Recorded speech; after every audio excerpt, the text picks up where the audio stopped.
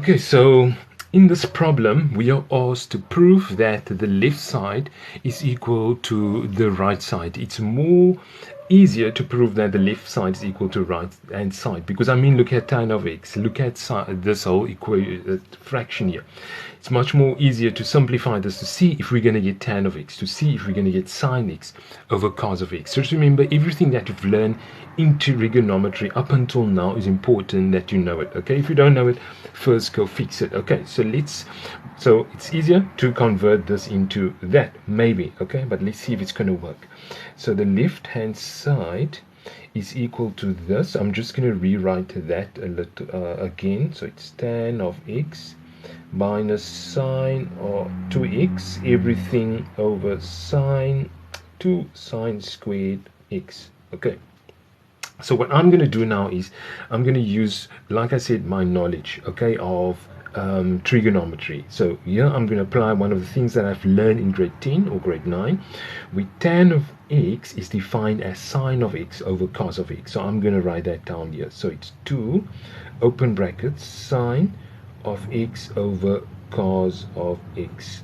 There's a minus, write down the minus. Sine 2x is it's defined as 2 sine x cos of x. It's from the knowledge of a chapter that you've learned in grade 12, which is compound and double angles. So this I'm going to rewrite as 2 sine x cos of x, everything over this. I'm gonna leave it as it is. There's nothing I can do at this very moment to see what I'm gonna do next. Okay, so that I'm gonna leave remain as it is. So it's 2 sine squared of x and I might run out of space, so what I'm also gonna do is I'm just gonna continue. Just remember, I'm gonna write like this. Okay, so I'm gonna write like this. So just gonna draw an arrow like that. So this here on top, I'm not sure if you can see this, but here is a common factor. Okay, so 2 is a common factor and sine of x. So I'm going to take out 2 sine x as my common factor, and maybe it's going to cancel with what I have at the bottom. So let me do that. Okay, so on top I'm going to take out 2 sine x as my common factor, open bracket, then all I'm left with now is 1 over cos of x. There's a minus, so I'm writing down the minus. Remember, I took away the 2 sine x, so I'm only left with cos of x. Close the bracket. There's a division symbol, so I divided everything by 2 sine squared of x. So now I can actually see, okay, this and this is going to cancel, and that one and one of that is going to cancel. So at the bottom I only have, so I think I can fit it in here, so I'm going to say equal to, on top I have all of this mess, which is 1 over cos of x minus cos of x. These are division symbols, so I'm going to draw the division line, and remember there's only 1 sine of x at the bottom.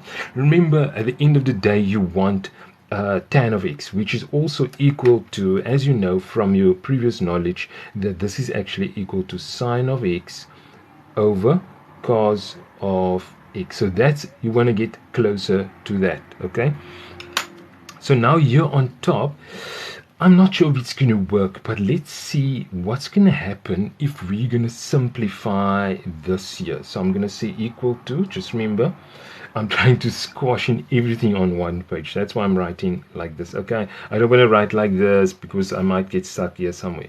So just remember, after that, I'm just going to draw another arrow like that. I'm going to simplify this fraction. So as you can see, your algebra is very important here, like I've mentioned in the beginning of this live. Okay, everything that you've learned, like algebra, if you don't know that, then you need to fix it, because here we're going to add or subtract these two, simplify this fraction here by making use of our knowledge of algebraic fractions. So if I simplify the numerator, so this is going to become 1.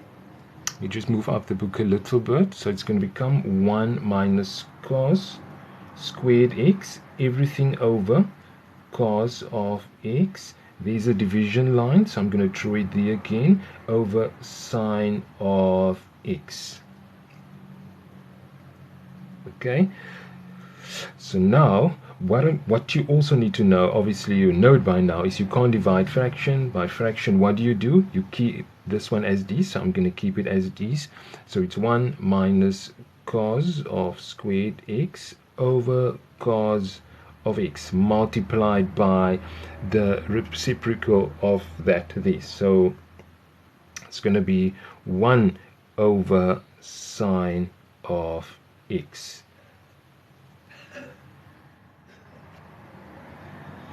Okay, so it seems to me we're getting closer to something here. I see that I'm supposed to get cos x at the bottom. So here the cos of x is there, but I need to get rid of the sine of x and only get sine of x on top. So now, from your previous knowledge also, you need to know that I can maybe use an identity here. Okay, there's identity that say sine squared x plus cos squared x is equal to 1. So if I make sine squared x the subject of the formula, then 1 of that sine of x on top is going to cancel with 1 of that. That's how I'm going to get rid of that there. But let me write it down mathematically. So it's going to be equal to, just remember, I'm just going from this point here onto the next one. Okay, so instead of this now, I'm going to have sine squared x. We just do this.